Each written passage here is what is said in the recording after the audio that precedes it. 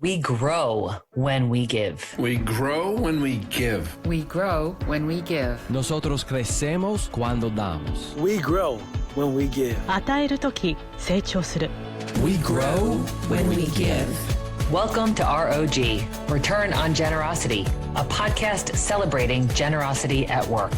Not financial giving, giving valuable time, alternative perspectives, and genuine collaboration. Welcome back to ROG, Return on Generosity, the podcast where we explore how generosity can truly transform leadership, relationships, and results. I'm your host, Shannon Cassidy, and today get ready to be energized, inspired, and maybe just a little dazzled. I have the absolute joy of welcoming someone who lives and breathes the values that we talk about on this show: intentionality, influence, and meaningful impact. Neen James is not just a leadership strategist, she's a force. With her signature Aussie charm, boundless energy, and razor-sharp insights, Neen has coached and captivated leaders across industries, from media giants like Viacom and Comcast to luxury powerhouses like the Four Seasons and Virtuoso Travel, and yes, even the FBI. She's the author of Folding Time, Attention Pays, and her upcoming book, Exceptional Experiences. Yes. Then she's been recognized as one of the top 30 leadership speakers by global gurus. And she was recently appointed to the board of the World Luxury Chamber of Commerce. What I appreciate most about you, Neen, and we could spend the rest of our day talking about this, but I'll narrow it down to your bright pink energy and your trusted leadership. Welcome to ROG. G'day, gorgeous. What a privilege to stand in service of you and your listeners. You know I'm a massive big Shannon fan. So being on the show I was so excited about this. We're sunsetting ROG in style, as only you could, with luxury. And so I'm thrilled to share all of this with you, with everybody that's listening. Let's start with a little bit of your background. You're a very interesting human being. So let's take us back to Australia. Gosh, well, you gave me such an amazing intro. I wish I could just take you with me everywhere I go. But what listeners may not know about me is I'm from a tiny little town in Australia where when I was little, there was like maybe one traffic light. And what people may not know about me is I was raised by a single mom. And we lived in a caravan. Shannon, they call that a trailer park in America. We called it a caravan because we fancy. Yes. And I was raised by, I think, one of the hardest working women in the world. My mom would clean houses. She picked lettuce. She sold fruit on the side of the road. And no matter how busy my mom was, Shannon, at the end of a busy shift, she would walk through a community garden and she would pick a flower. And she would bring it into our little caravan and she put it in a glass. We called it a vase because, remember, we fancy.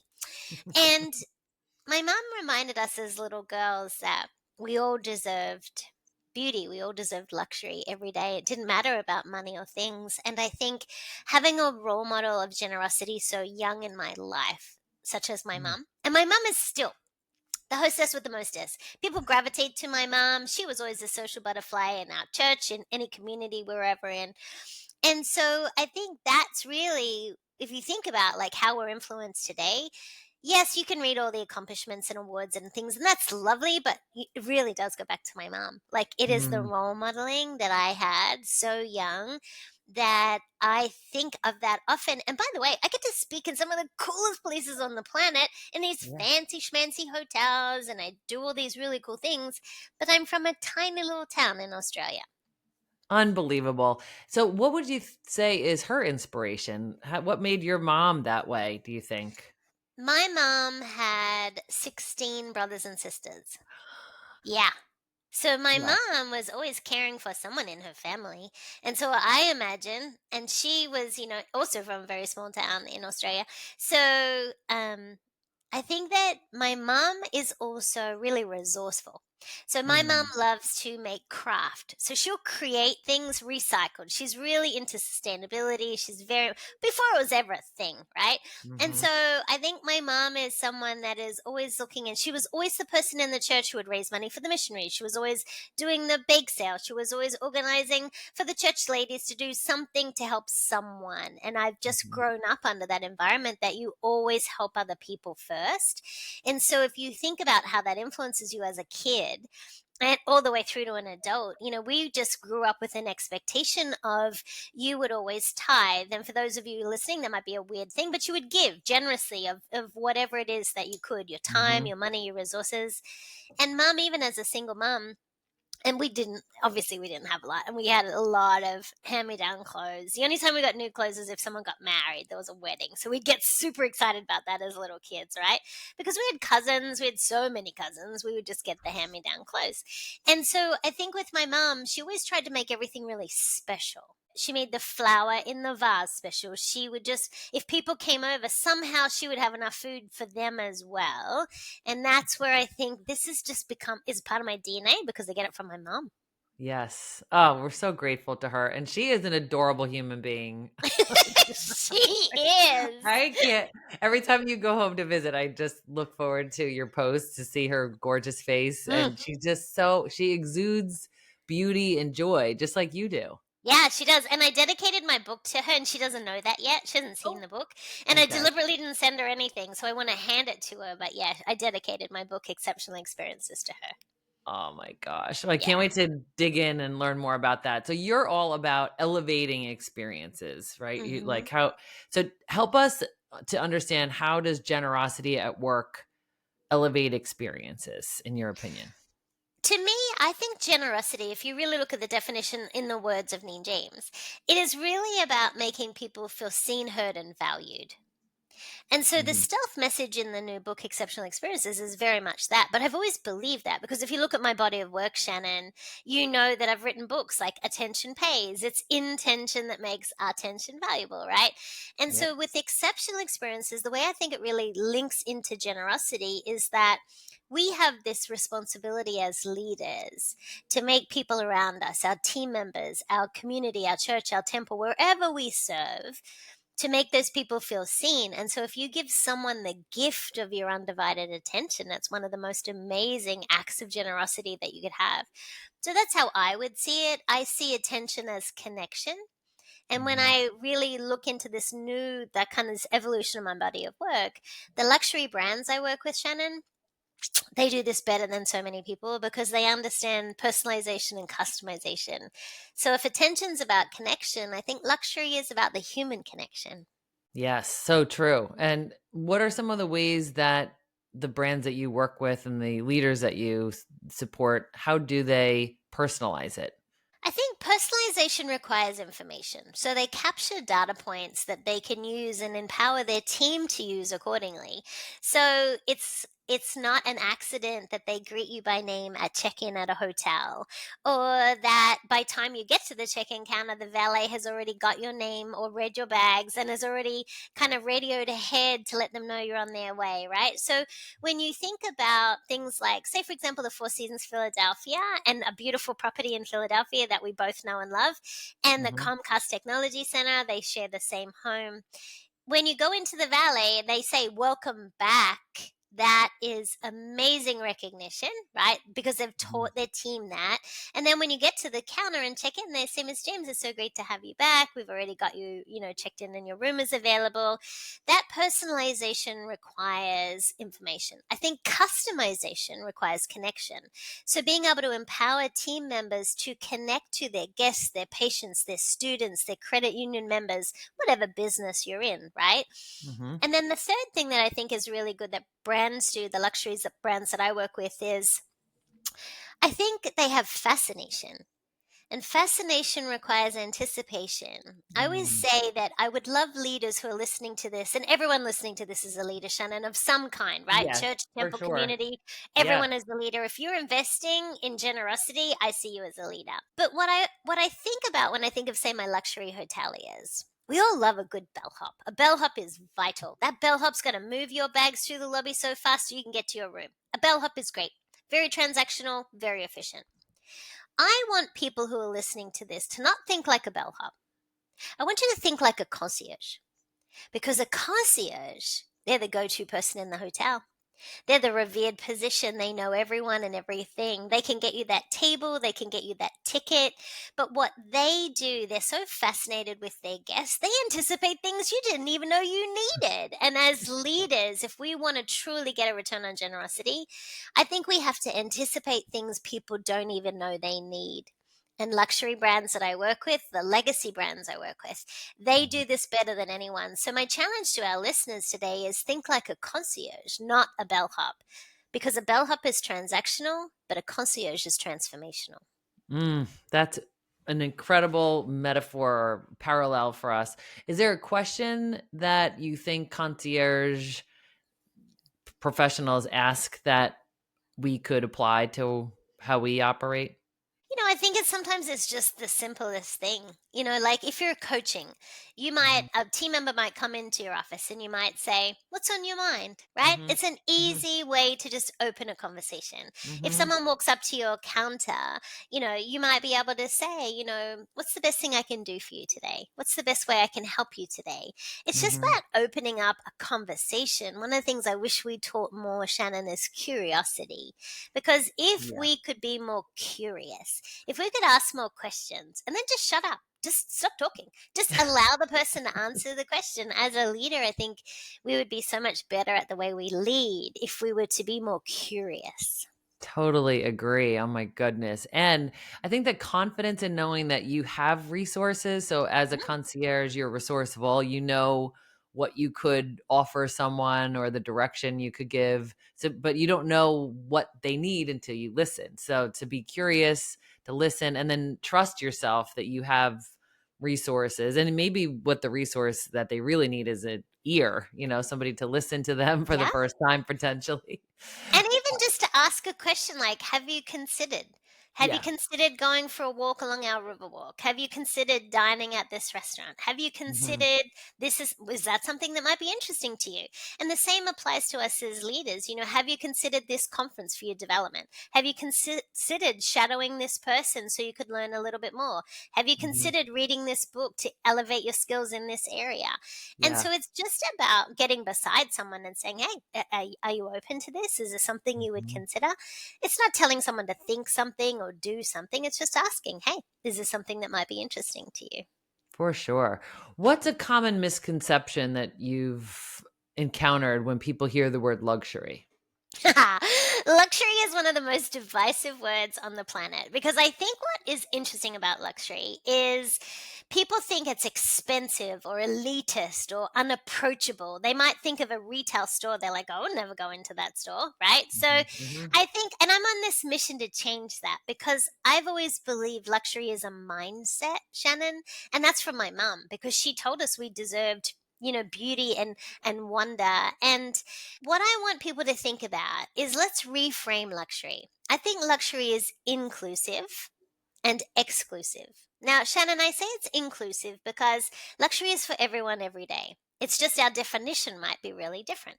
But it's also exclusive because you can roll out the red carpet experience for your clients, your team, your partner that you share your life with.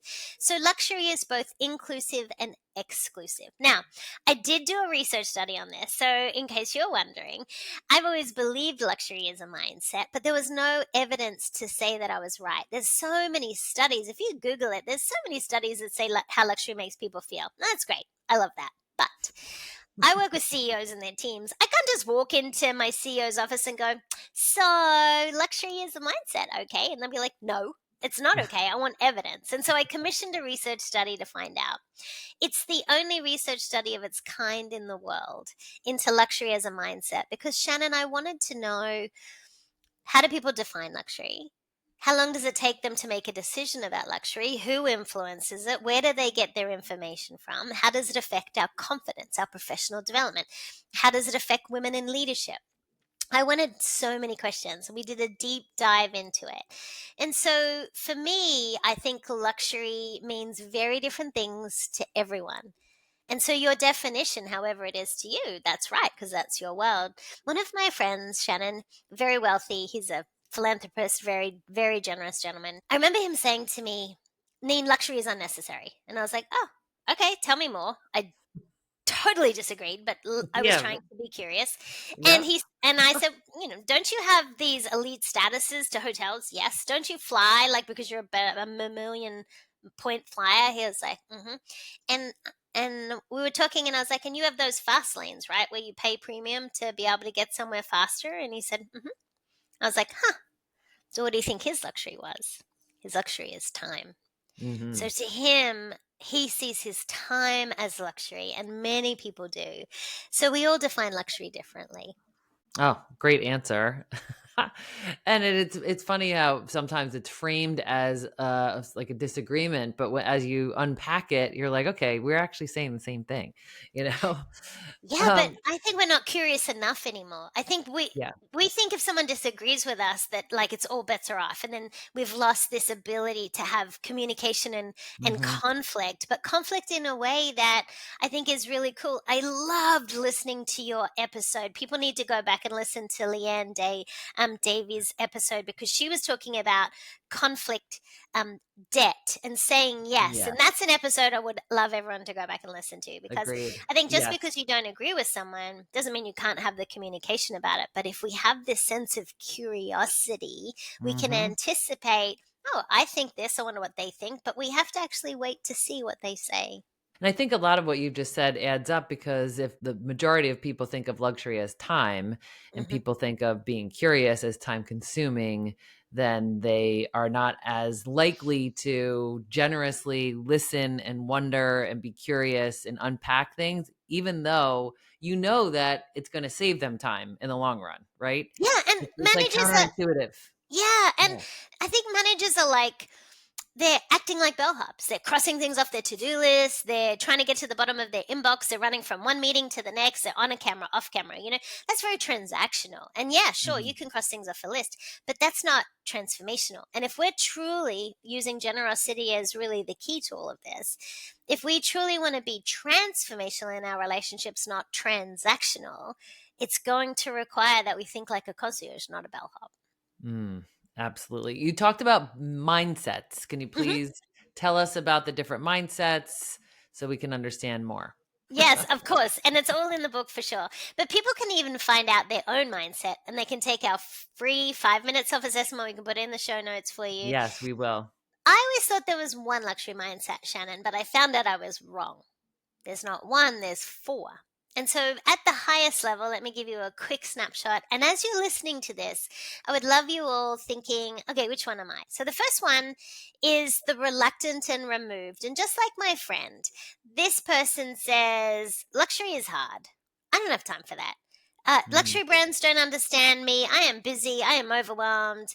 So to them, they don't see luxury as necessary. However, if you want to speak their luxury language, whatever you have, whatever product or service you offer, share how it will save them time and save them hassle. That's how you speak to a reluctant and removed luxury mindset.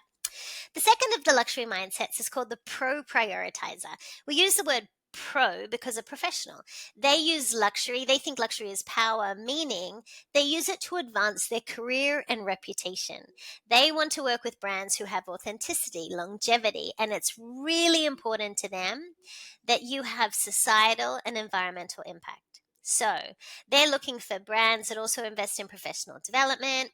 They're very much a team player. So if you want to speak the luxury language of the pro prioritizer, share with them the origin story of your brand, how long you've been around, the leadership that you have, and speak to your sustainability initiatives, because that's how you speak their luxury language. The third of the luxury mindsets is called the confident and content. The confident and the content, they say luxury, I'm good. I'm okay. I don't need this, right? But here's what's interesting. They use luxury to create memories with people they love. So if you want to speak their luxury language, you might say, this happens a lot to my luxury travel advisors. Many of them are confident and content. Because what I worked out is they're creating memories for others. So you might say, if you're a luxury travel advisor, you might say, imagine taking a photo of your family standing at the Grand Canyon all together, and that could be your holiday card this year. That's the way to speak the luxury language of the confident and the content, right? Because they want to connect it back to people that they care about. And then the fourth of the luxury mindsets is called the luxury lover. And this person says, luxury? Oh, luxury for everyone, every day, all the time. Luxury, I am worth it. And they believe they're worth it. You can often see a luxury lover. You can hear a luxury lover because it's not that they're showing off about the luxury brands they like to associate with. It's that they appreciate the craftsmanships, the heritage, the origin story. They love sharing luxury with other people. But here's what's interesting. If you want to speak the luxury language of a luxury lover, you want to use words like behind the scenes, exclusive access. They want a little sneak peek behind the curtain. And here's what's also really interesting about the luxury lover we found in our research study is that they have a big mouth. And here's what I mean by that. They're the best advocates you're going to find for your business. They will talk about you on social media. They will give you a testimonial. They will refer their friends. And so when you're thinking about this, if you're looking at your own client set, or even if you're looking at your team, you have all four luxury mindsets. But you need to be able to speak the luxury language of the clients you want to attract, of the talent you want to attract. So what you want to think about is you need to speak the luxury language of all of them, but being able to understand your own luxury language, your own luxury mindset will make you a better leader because you'll have an understanding of where you're coming from. So then you can stand in service of everybody else. So of the four luxury mindsets, the most influential in decision making is the luxury lover, who can influence all four, followed by the pro prioritizer. They can both influence the others. So that's the four luxury mindsets. Unbelievable. Thank you. How interesting. And I wonder, did you have four at the onset of this research study? No. Did that Oh my just gosh. happen after you No. got all of this data? Tell us Yes, about hundreds how. and hundreds of people were in the research study. I went to the research firm, Susan Bayer, who we love. She owns Audience Audit. And I said, so luxury is a mindset. Just make sure I'm right. And she was like, Neen, research doesn't work like that. So Check me out on that. yeah. And so when she came back and she said, Neen, there's not one, there's four, I was fascinated by that because as they dug really deeply into what people's thinking was around this, what was very interesting though, Shannon, regardless of what mindset people had, two things came up from every mindset, and that was this. Luxury is a reward for hard work. I love that. That makes sense, right? Whether it is the luxury of time or the luxury of the thread count, like depends on what you love, right? But the second thing I love the most of my research study is what something was validated for me that I had my mom demonstrate my whole life, and that is luxury is about experiences, not things. And we all have the opportunity to give someone a luxury experience. You don't have to have a luxury product to provide a luxury service, right? Right. You can make people feel seen, heard, and valued by giving them the gift of your time, your undivided attention, by just taking a moment to give them some feedback, some professional development. There's so many ways we can do this. It costs us nothing, but to the person who's receiving that, that could be a luxury. My gosh, that's so beautiful. What were some of the other insights that you learned from surveying all of these people and collecting all this data? I'm sure there was so many, but what were some other things that really Something that stood surprised out you? to me was that 60% people people were sharing with me that luxury made them feel like 60% of them said it made them feel more confident, Shannon. Isn't that I can interesting? see that. I can totally see that. I filled And out your survey and I said yeah, yes to that. I right. agree. And when you say I can totally see that, like what comes to mind for you? Yeah, I just like a suit, like Yes, a great suit. You exactly. know, It just if I makes you invest feel great. in something that just Yes. looks good, feels good, I wear it. Like sometimes one of them I call my power suit because I See? just feel more Yes. powerful when I The wear A that suit. outfit. You're like Yeah, rocking the A outfit. yeah, You and I have been so privileged to work in women in leadership programs together where we first got to meet. And, yes, you've heard me say when I'm talking with leaders, the packaging, what you put on your body, right? right. If you have that A outfit, that suit that just makes you feel $1,000,000, when you walk into a room, I've always walked into every room and assumed everyone wants to play with me. I always have, like my entire life. But if you're wearing the A outfit, you feel like you got it together. That's the confidence, right? But I don't know about you, but sometimes we have those B outfits and we're tugging and we're pulling and things don't fit quite right. And because all of our great outfits are at the dry cleaners or whatever, we don't feel 100% ourselves. So no more B outfits. We just want A outfits. Because if you want to be generous to yourself, it also means you have to invest that time and attention in yourself. So whenever you show up as the best version of yourself. So thinking it, and maybe clothes are not your thing, but just think about, how do you give yourself the luxury of time? How do you give yourself, I call these things these champagne moments, right? Yes. How do you bring champagne moments into your everyday? Yes, yes. Oh, I want to learn more about the champagne moments. And then I want to go back to the 4 types or the 4 mindsets. So when you're talking about champagne moments, like what's a single opportunity or what's a simple way that people could implement that? Well, think of a champagne moment like something that makes something ordinary and makes it extraordinary. Something that brings you joy, Okay. makes you smile. Think of like a glass of champagne and all those bubbles like joy bubbles, right? For me, the simplicity, my champagne moment in the morning is I make my matcha in my little Tiffany teacup.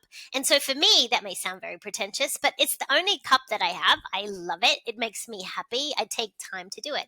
A champagne moment might be meditating a little longer. It might be writing in your gratitude journal, in the beautiful journal you have, Shannon. It could be about just playing with a furry baby or having time to, speak and call someone that you love. Like a champagne moment doesn't have to be literal champagne, but it is taking a moment because it's in those moments that the magic happens. Right. So I'm challenging everyone every day right now. And then tag me, #champagne moments. I want to see it all. Tag me, Neen James, because I really want to see us bring more joy, especially right now in the world. Yes, please. Oh my goodness.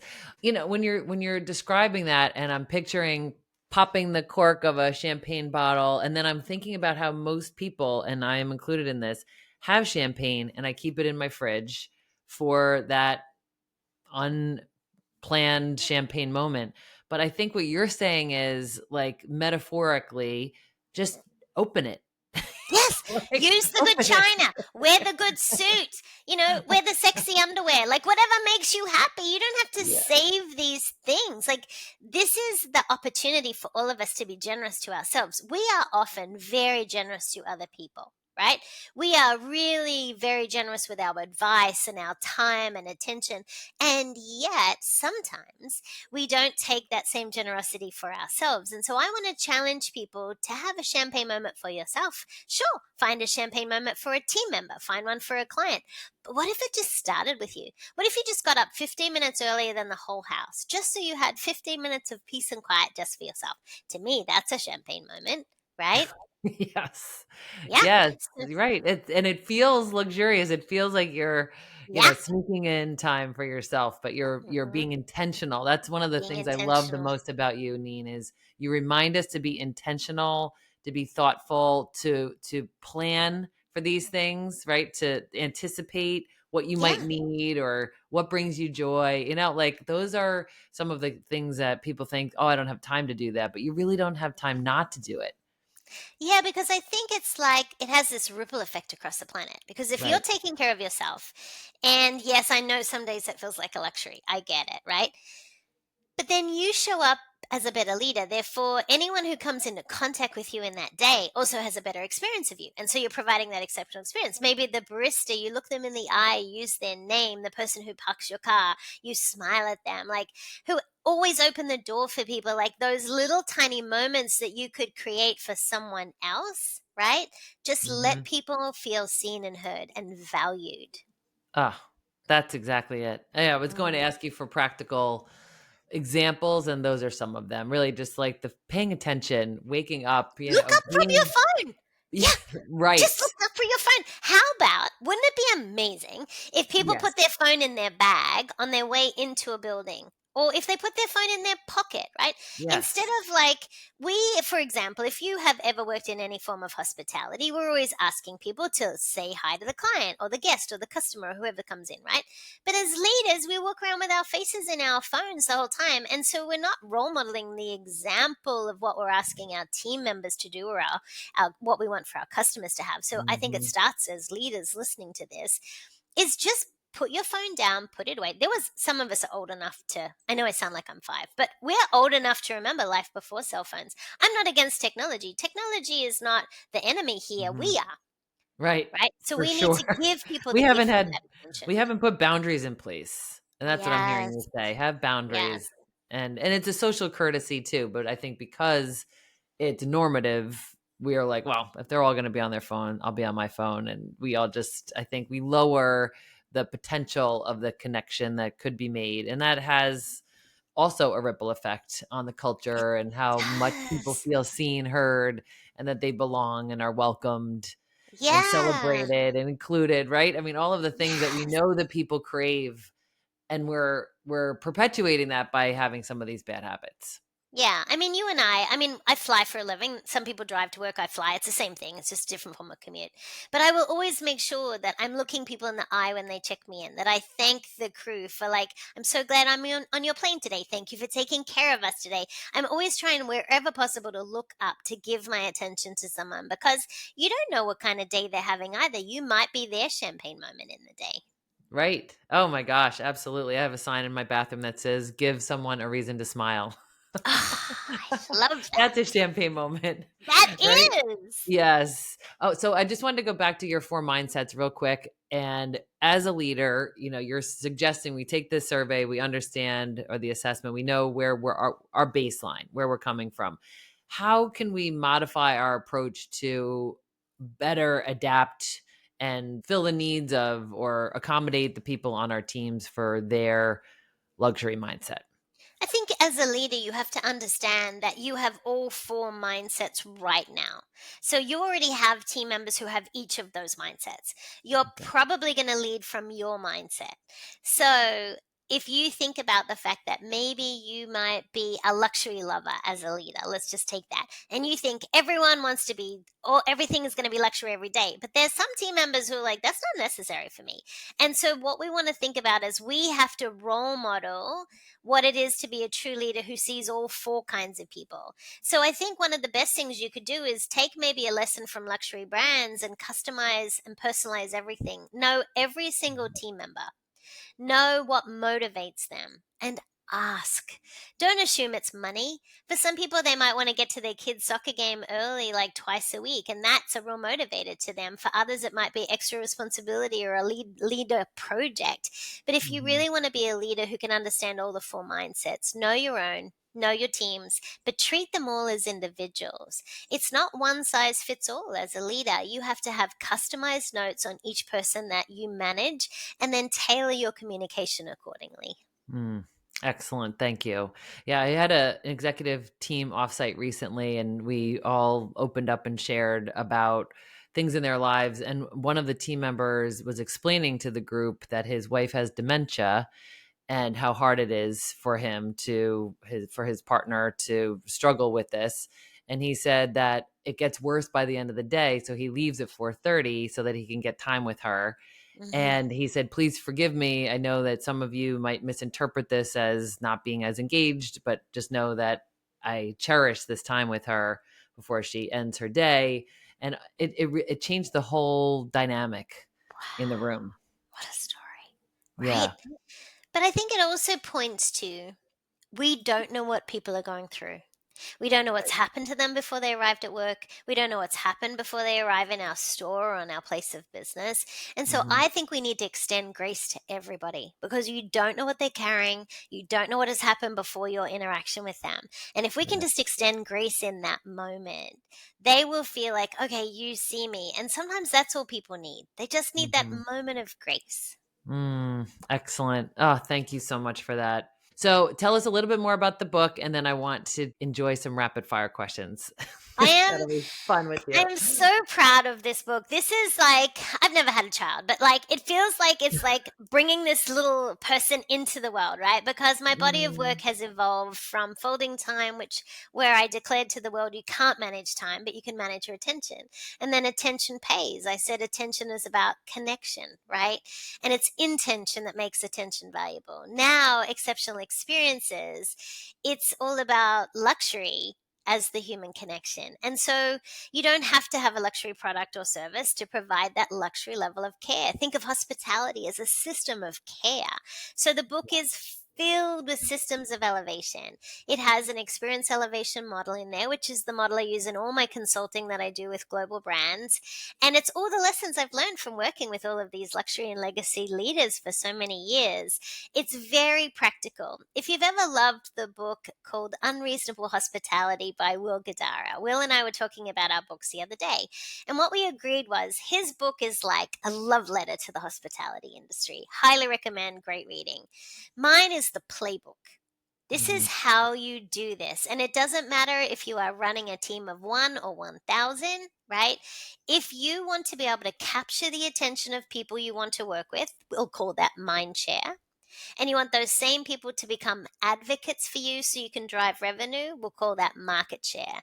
The book unpacks for you how do you do everything from capture their attention all the way through to create advocates from those same clients. So top of mind, top of market. Mind share, market share. Yes. All right. Everybody has to get this book. When is it available? October 14th. Please pre-order it. My publisher will thank you, and so will I. You can buy it where all your favorite books are sold. And yes, I record the audiobook. It is my voice narrating it. So if you like a digital book, that's all available. Every format that you want to read is available to you. It is available today. Today it episode is. goes live October 14th. Yes. So everybody get online, and we'll put a link in the show notes. But for those who are listening to this audio only, where might they find it? So if you're listening to this, you can just go to neenjames.com, and then you'll find all the links for everywhere you would like, including international links as well, because I know you have a global audience that love listening to your podcast, Shannon. So all Yes. the international links are on there as well. Excellent. And it is a beautiful website. I was just oohing and awing over it before we got on the recording. So please, everybody, check out that website, sign up for her newsletter, and take the assessment. There's so much to do out there. So enjoy your experience that she for sure set up as an experience. All right. So let's just do some rapid fire questions. Ready. Okay. What is a small luxury that you never skip? My matcha in my Tiffany cup every morning. Yes. I love it. Like the cup matters, right? The It vessel does. matters. It does matter because it says I'm worth it. Yes. Start the day off that way. Beautiful. Yes. What's one of the best champagne moments that you've experienced yourself? Oh my gosh. It's literally in Champagne. So Mathieu, who is the CEO of Bilica Semon, which is my favorite champagne, he walked out singing happy birthday to me, holding a Magnum of 2008. It was like, it blew my mind. It will still be forever in my top 5 memories. And what was the backstory? Like, why were you there? So because I was doing a trip into Champagne with my friend Gina, and she owns a Vine Affair. They do champagne and caviar tastings and tours through Champagne. She has amazing relationships with them. She knew that was one of my favorite maisons, and so we had a private tour. We did lunch with him. It was incredible. It was the trip of a lifetime. Oh my gosh. We talk about it in the book. It blew my mind. Yes. Oh, I can't wait to read about it. Generosity role model in your life? 100% my mom. Mm-hmm. Mm-hmm. Yes. Yeah. Shout out to her. I mean, really, this is the ripple effect of generosity, right? Because if she didn't model that for you your whole life, we would not be having this conversation. It's right? the ripple effect. It's You're the right. ripple effect. So Mm-hmm. thank you, Mom. Or Mum, is as I should say. M-U-M right? is how we spell it Mum. in Australia. Yes. If you could create one luxurious experience for everyone in the world, what would it be? Make them feel seen. That's your superpower. Yeah. I appreciate that. What's one piece of advice that you'd give your younger self?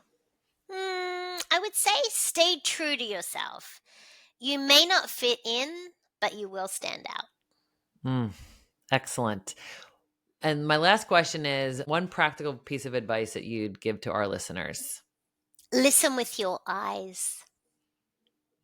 It's not my wisdom, it's my 5-year-old friend Donovan. And I remember him telling me, I remember him saying, Neen, listen with your eyes. He was 5 and he's genius. And we could all do that. It's not, we don't just listen with our ears.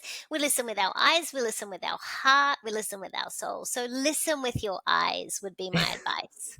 Thank you, Donovan.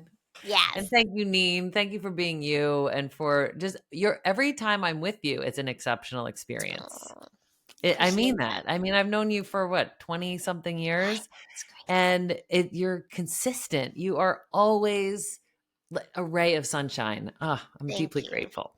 Yeah. And thank you for the privilege of serving in this way and the impact you make in the world.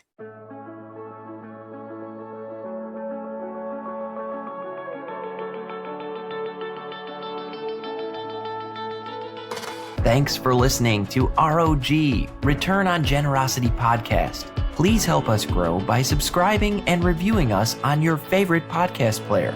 And for more information, visit bridgebetween.com. We grow when we give. 우리는 나누면서 성숙합니다. We grow when we give. On rayonne quand on donne. We grow when we